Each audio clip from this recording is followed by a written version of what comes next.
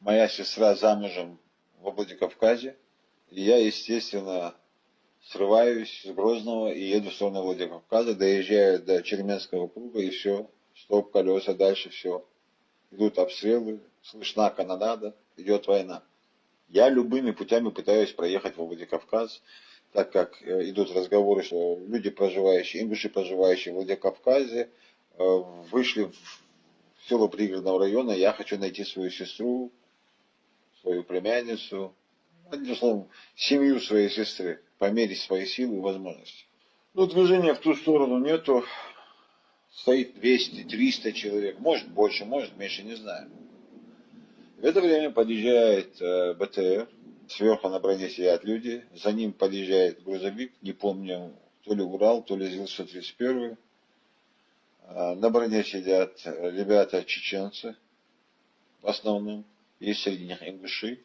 И в кузове этого грузовика также сидят чеченцы и ингуши. Чеченцев больше, в процентном отношении процентов 80, наверное. Все они с Грозного. Остановились буквально на минуту, и они спрашивают нас, есть кто-нибудь, кто едет в ту сторону, кто хочет туда заехать. Ну, я, естественно, запрыгнул к ним в кузов и поехал по этим селам, бродил, искал свою сестру. Бродил там 2 дня, на ночь, правда, возвращался. И на 3-й день туда поехал. Но сестру я не нашел там. Это я к тому, что были ли чеченцы там или не были. Потом муссируются слухи о том, что после того, как Ичкерия объявила себя свободной, якобы висели транспаранты, растяжки, дай бог памяти, русские в Рязань, ингуши в Назрань. И потом уже позже начали проскакивать разговоры, что еще татары в Казань. Я клянусь именем Всевышнего, я житель Грозного, который всю первую войну провел там, часть второй войны провел там. Я не видел такой надписи ни разу. Я клянусь именем Всевышнего ни разу.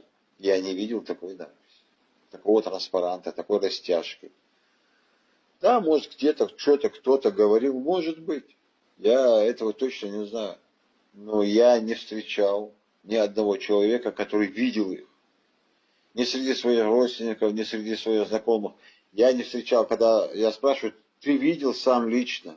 Человек мне это рассказывает, что вот были такие растяжки. Я говорю, ты сам лично видел? Нет, не видел.